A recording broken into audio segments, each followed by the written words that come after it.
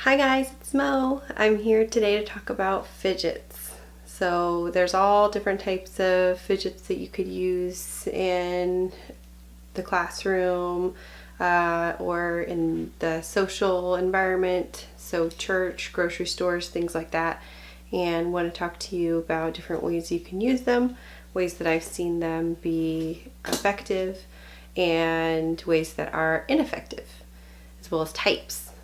So to get started, typically I use fidgets for students with ADD, ADHD, autism, anxiety, PTSD, so students who have experienced trauma. This could be diagnosed or undiagnosed PTSD, but a lot of times the characteristics of ADHD are also present in students with PTSD, so just be kind of mindful of that. They could be manifesting for a number of different reasons, and you don't necessarily have to have this diagnosis, but if you see some of those characteristics like, inattention, inability to maintain interest in a task for a long period of time, impulsivity, those are typically characteristics of the ADHD with the hyperactivity, ADD being without the hyperactivity, but also PTSD and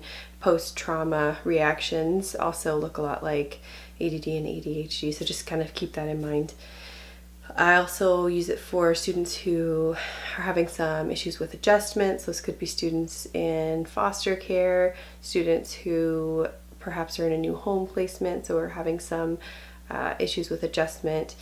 Again, adjustment disorder is a short-term diagnosis, but this is a really tough time for kids that, first 6 to 12 months after a big placement change is made, that can be a very tough time. So I use fidgets during those times as well to help them kind of get more comfortable.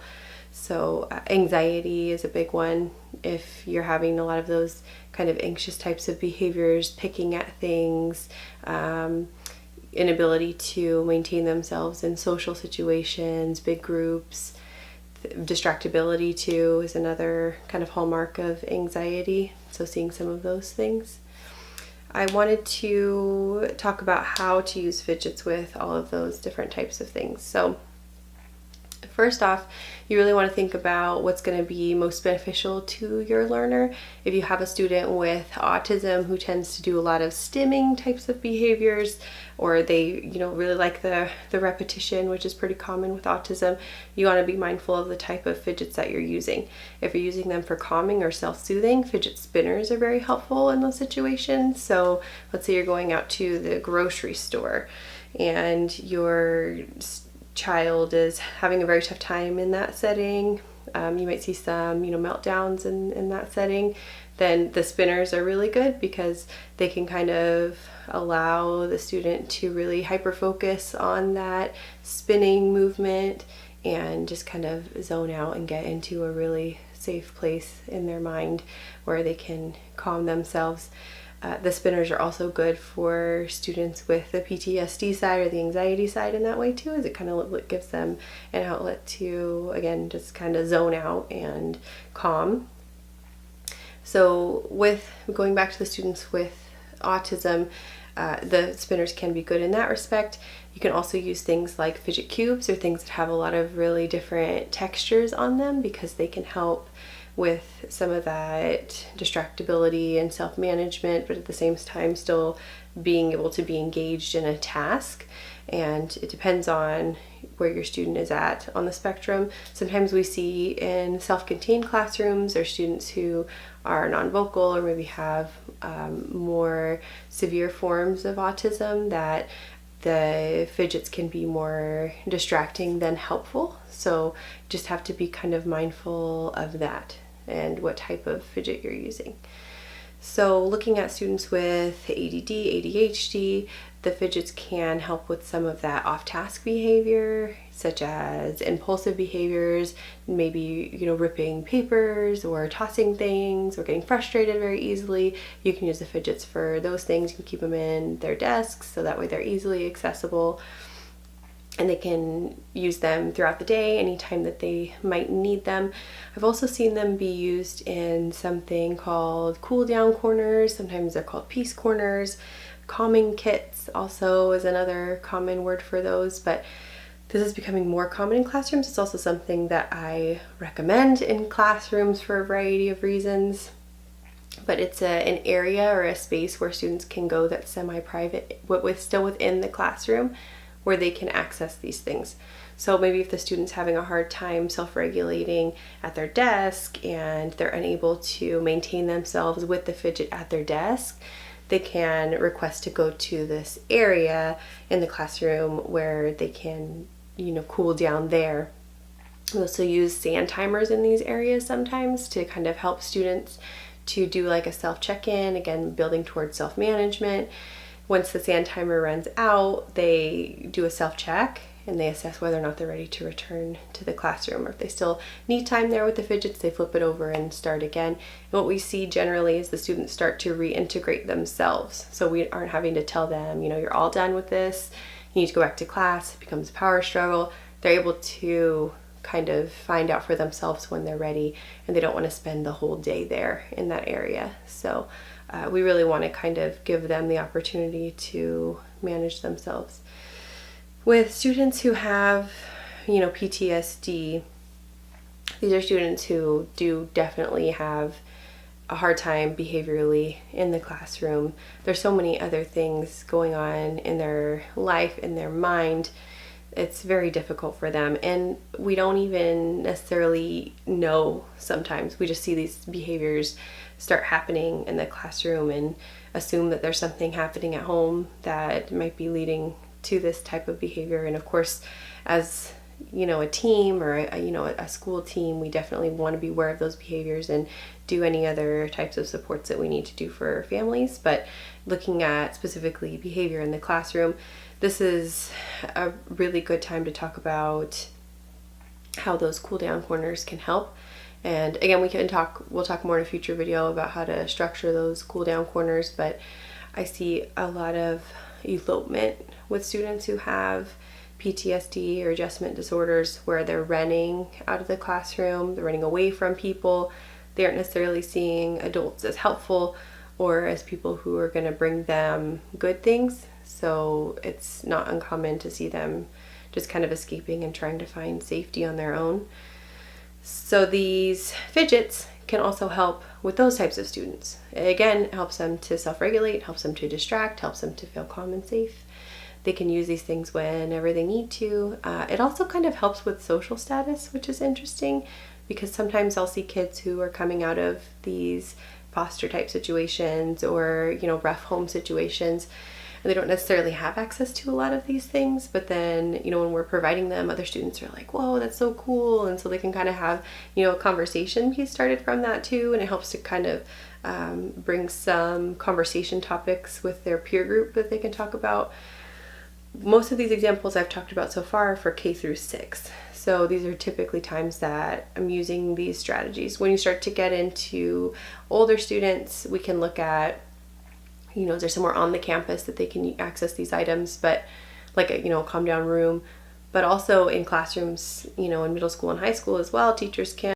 Hi guys, so my camera battery died, so I'm gonna pick up from where I left off. Also, new addition, I have a lapel microphone, so my sound should be a little bit better as well, but we'll just get right back into it.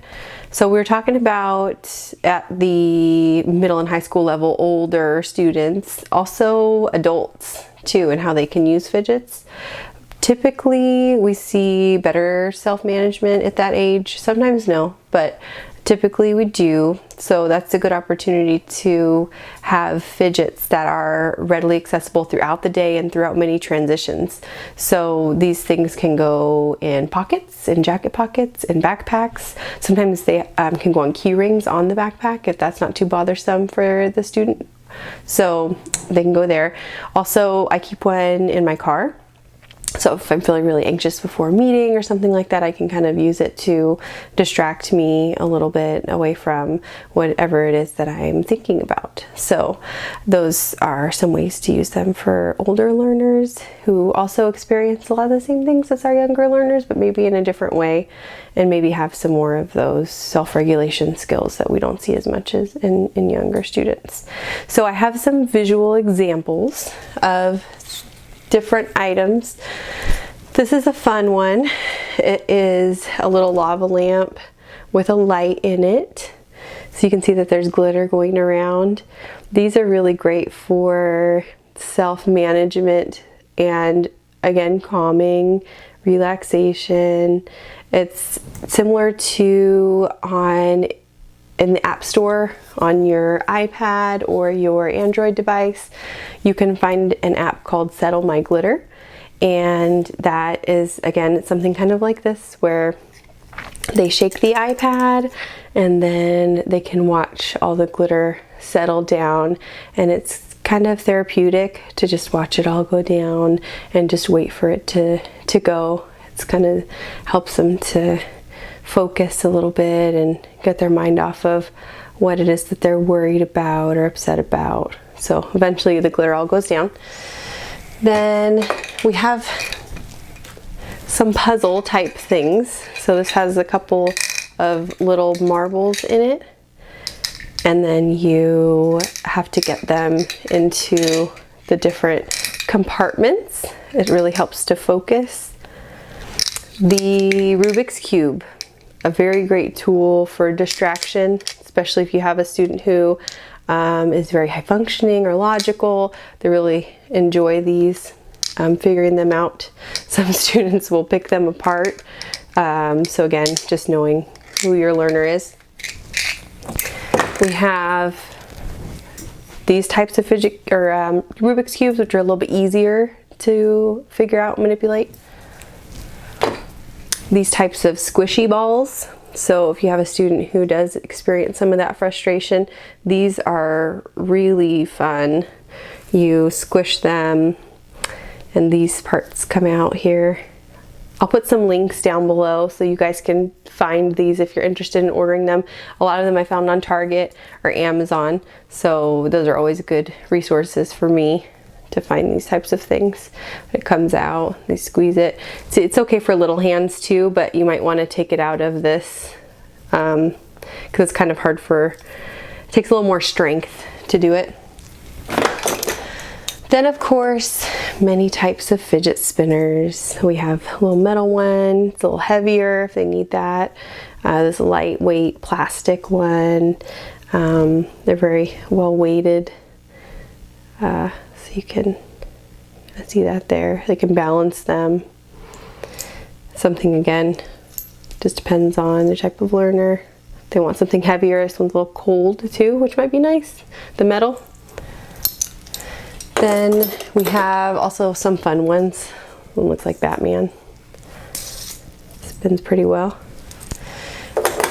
Then our fidget cubes. These are really easy and convenient to keep in pockets or backpacks. We have a little ball here, these little spinning wheels, little joystick.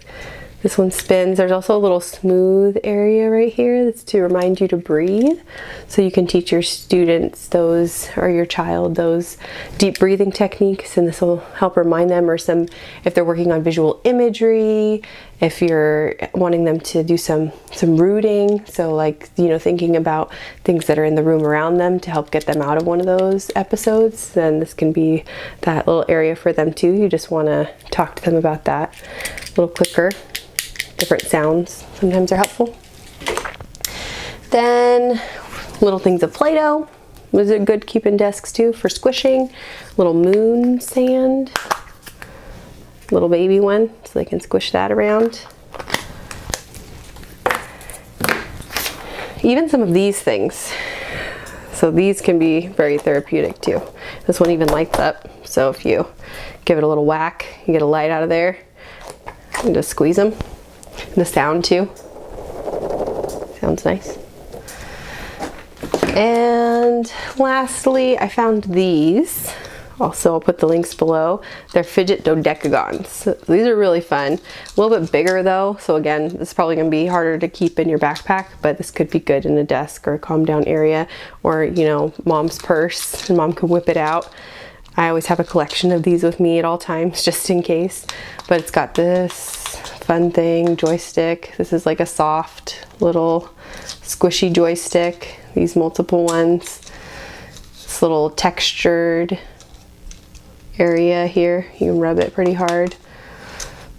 This clicker too, the clicking sound some students like. This one's got some sliding things on it, which are fun.